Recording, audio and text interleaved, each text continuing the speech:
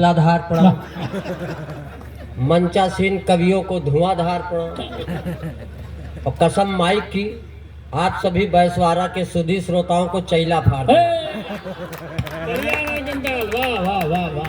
संचालक को हम कुछ कह नहीं सकते। इन्होंने बताया हमारी विद्वता के विषय में कि हम गोबर सूंघ के भैंस की उम्र बता देते हैं, लेकिन दादा हम तो सूंघ के बताते हैं, आप कुछ और करके बताते हैं, तो आप हमसे ज्यादा विद्वान हैं। मैं आदरणीय तिवारी जी को बहुत प्रणाम करता हूँ। हालांकि तिवारियों को प्रणाम करने में डर लगता है। एक तिवारी को प्रणाम किया था, उनका डीएनए टेस्ट हो गया था। अब इनको प्रणाम करूं, पता नहीं इनका क्या क्या टेस्ट हो। एक बार सुंदर सा संचालन करने के लिए आदरणीय तिवारी जी के तालियां हो जाए। राजेश वर्मा जी का भारी भरकम आदेश हुआ कि नरकंकाल तुमको आना है। अब हमको देखो, हम भारत की भुखमरी के ब्रांड एम्बेसडर। राजेश वर्मा को देखो तो लगेगा कि भारत विकसित हो चुका है, भारत का सारा विकास सिमट के यही आ गया है। अच्छा, हम इसलिए ऐसे हैं कि हम बोतल का दूध पी के बड़े हुए हैं। और राजेश वर्मा जी भैंस को उठा के चूस लेते थे। तालियां कमजोर है भाई, इतनी तालियों में नरकंकाल कविताएं नहीं पढ़ेगा।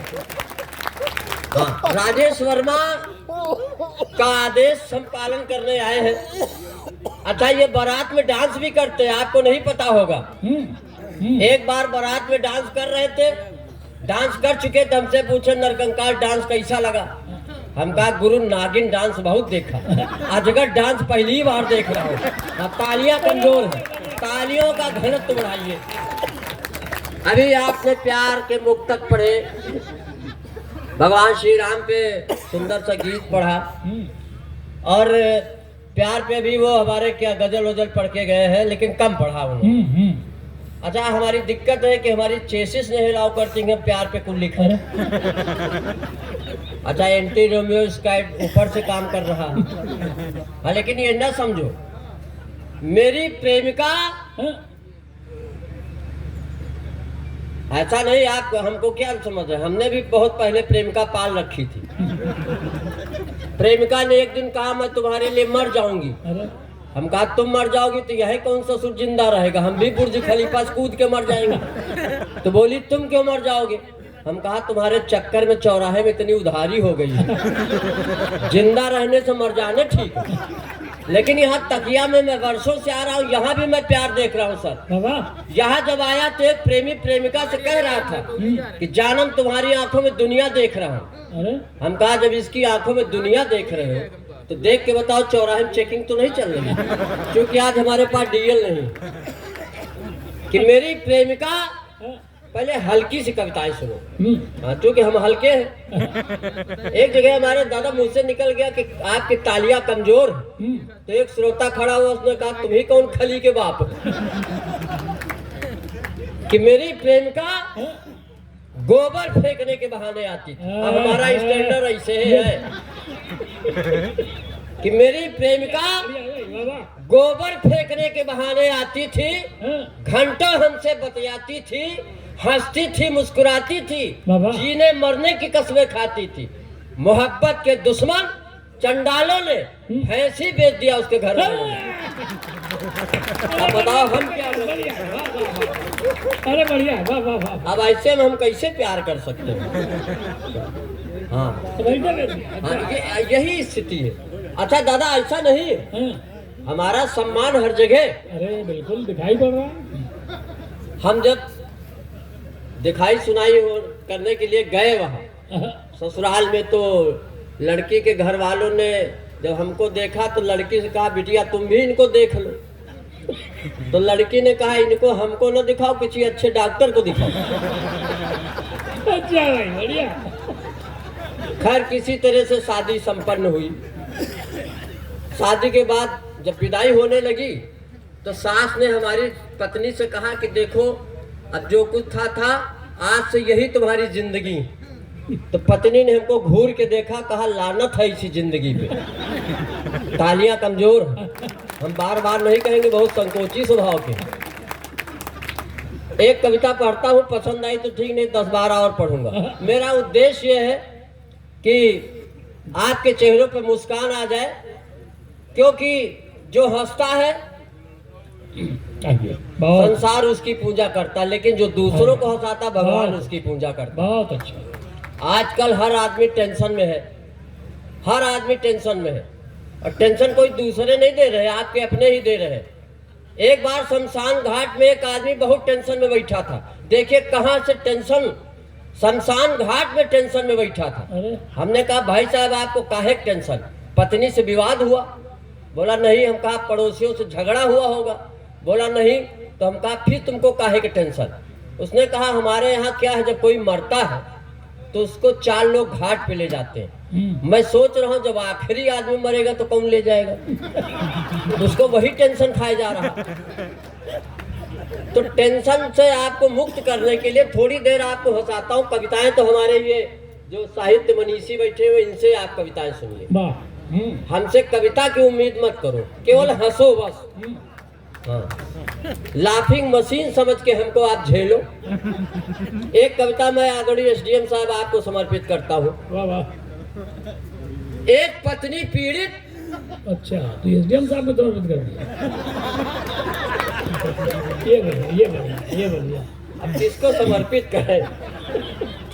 कोई एक पत्नी पीड़ित भगवान के मंदिर आया, घंटा बजाया, हाथ जोड़ के गिड़गिड़ाया, हे कृपा निधान मेरा करो कल्याण, मेरी पत्नी बात बात पे लड़ती है, रोज हमसे झगड़ती है, घर के सारे काम कराती है, चूल्हा चौका बर्तन पोछा, यहाँ तक कि अपने कपड़े भी धुलवाती है।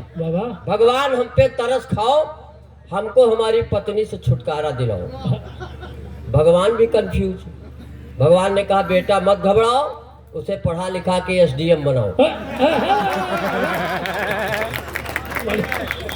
भगवान ने कहा बेटा मत घबराओ, उसे पढ़ा लिखा के एसडीएम बनाओ, तुम्हारी किस्मत जाग जाएगी, एक दिन वो तुमको छोड़कर खुदे भाग जाएगी। अरे बढ़िया, वाह वाह वाह, बढ़िया। भगवान भी कंफ्यूज हो जाते। एक बेरोजगार लड़का आया भगवान के पास। दादा, अरे सुन रहे भगवान के पास एक बेरोजगार लड़का आया। उसने कहा प्रभु हमको सरकारी नौकरी दिलाओ। अरे भगवान ने कहा खंगरावा मूसर चले आए हो मंदिर में, सेब संतरा केला कोई फल नहीं लाए, फल लाना चाहिए ना। तो उसने कहा प्रभु आप ही ने तो कहा था कर्मण्येवाधिकार अस्ते मां फलेश कदाचन, कर्म करो फल की चिंता न करो। तो जब हम फल की चिंता न करें तो आप काहे टेंशन ले रहे हो फल का? अच्छा, यही श्लोक हमसे बनारस में प्रकांड विद्वानों ने पूछ लिया। बनारस के प्रकांड पंडितों ने हमसे कहा जरा इस श्लोक का अर्थ बताओ। और यही श्लोक पूछा कर्मण्येवाधिकार अस्ते मां फलेश कदाचन। अब हमको संस्कृत तो आती नहीं थी, दिमाग लगाया है नहीं फिर भी लगाया। हमने कहा भगवान श्री कृष्ण अर्जुन को डांटते हुए कहते हैं हे अर्जुन तो अपने रिश्तेदारों का वध करोगे, कर्मण्येवाधिकारस्ते, तुम्हारे इस कर्म को धिक्कार। माँ फलेश, फल मत खाया करो, कदा चना, कभी कभी चना चबा लिया करो। और बहुत खुश हुए, तालियां कमजोर। अब ये न कहना कि तुम खली के बाप थोड़े हो। तो ये सारा सब कुछ चलता है। हमारे मध्य में मात्र शक्तियां भी नमन करता हूँ। हमारी सरकार, हम सब लोग प्रयास करते हैं नारी सशक्तिकरण के लिए बहुत, लेकिन ये आदिकाल से चल रहा। नारी सशक्तिकरण के लिए कुछ योजनाएं चलाई जाए या न चलाई जाए दादा जी, वो आदिकाल से चल रहा। एक दिन हमारी पत्नी गिलास में दूध लेके आई, बोली पी लो। हमने कहा 20 साल शादी के हो गए, कभी एक गिलास पानी नहीं दिया, दूध लाई हो, कहीं पी लो आज नाग पंचमी।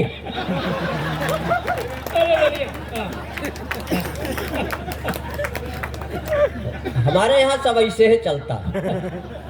एक दिन मैं सपत्नीक बाइक से जा रहा था, जिंदगी एक सफर है गाना गा रहा था कि सामने से गधा आया। अब हम चलते हैं तो ऐसे ही प्राणी मिलते हैं। तो पत्नी ने गधे को देखा तो बोली तुम्हारे रिश्तेदार खड़े। हमने कहा ससुर जी प्रणाम। आप न कहना नहीं आर्थोपैडिक में मिलोगे। सपत्नीक बाइक से जा रहा था, जिंदगी एक सफर है गाना गा रहा था, सामने से गधा आया, मैं बाइक से ही टकराया, दोनों लोग नीचे आ गए, 2 मुंह मिट्टी खा गए। 10-12 लोग दौड़े, नारी सशक्तिकरण का उदाहरण।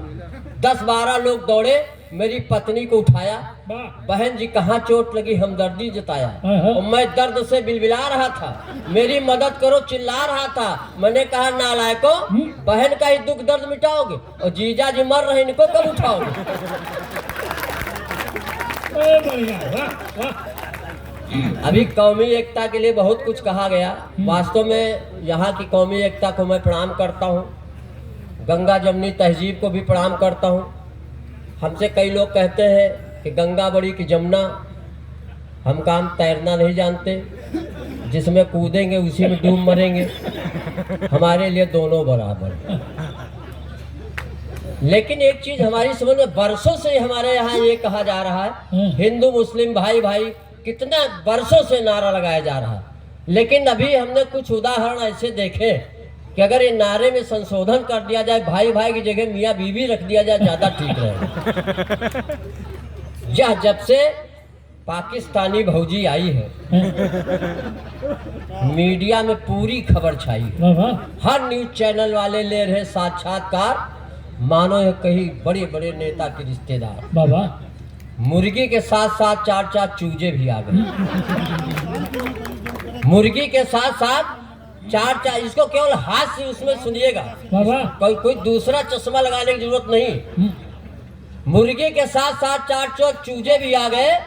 अभी ये कह रहे थे समय सीमा में का पाठ करो। अरे सीमा अब हमारी थोड़े रही हो, तो सचिन की हो गई।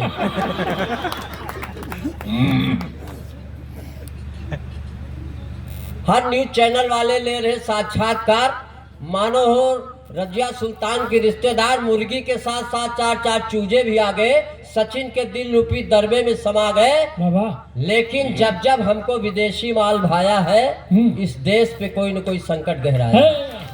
वाह। ईस्ट इंडिया कंपनी से प्यार, भारत में अंग्रेजों का अत्याचार। क्या बात, इसलिए वाह, वाह। बेटा सचिन, जिसे खा रहे हो समझ कर बिरयानी, वाह वाह। देख लेना कहीं निकलना है सुपर रखा की नानी।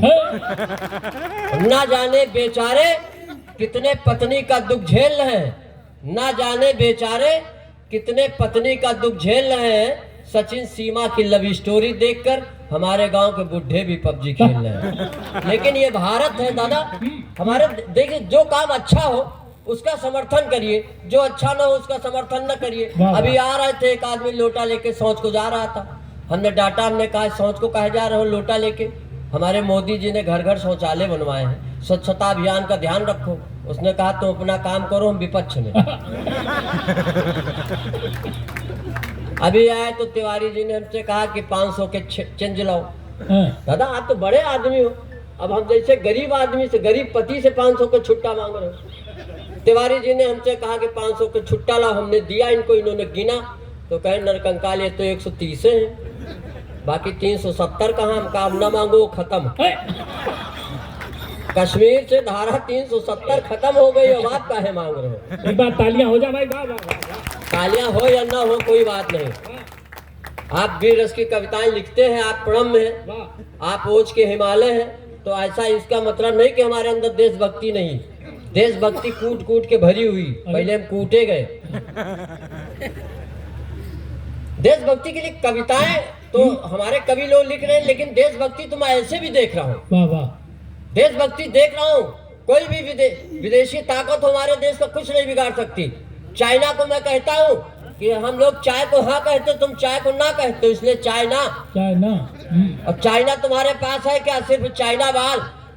चाइना से हमने कहा तुम्हारे पास है सिर्फ चाइना वाल, हमारे यहाँ अग्रवाल, जायसवाल, मोदनवाल और सबका बाप केजरीवाल। तो जिस देश में इतने वाल हो, तुम देश की छुच्छी नहीं ढीली कर सकते। अभी एक खट्टा कट्टा आदमी भीख मांग रहा था, हमने डांटा। हमने कहा तुम कैसे भारतीय जो भीख मांग रहे हो? वो बोला मैं भारतीय नहीं हूँ। हमने कहा कहाँ के हो? बोले पाकिस्तान का हूँ। तो हमने कहा यहाँ क्यों भीख मांग रहे हो? बोला कहाँ मांगे? हम कहा अपने देश में मांगो। कहीं वहाँ तो सभी मांग रहे हैं। हम कहा राष्ट्राध्यक्ष से मांगो। उसने कहा गौर से देखो मैं वही हूँ। ज्यादा टाइम तो नहीं ले रहा हूँ, मैं काय पाठ ही समाप्त करता हूँ। न जाने बेचारे कितने पत्नी का दुख झेल रहे हैं। अच्छा। वाह सचिन सीमा की लव स्टोरी देखकर हमारे गांव के बुढ़े भी पबजी खेल रहे हैं। वाह। और भारत का शौर्य बताता हूँ अंतिम 4 पंक्तियों में क्या बात वाह कि सीमा जो दूसरे की सीमा में घुस गई हो, है सीमा जो दूसरे की सीमा में घुस गई हो, प्रेमी के प्यार में इस तरह पगड़ई हो, सचिन भले झिंगुर हो लप्पू हो, 4 लड़के आए हो 8 लड़के जइयो। धन्यवाद।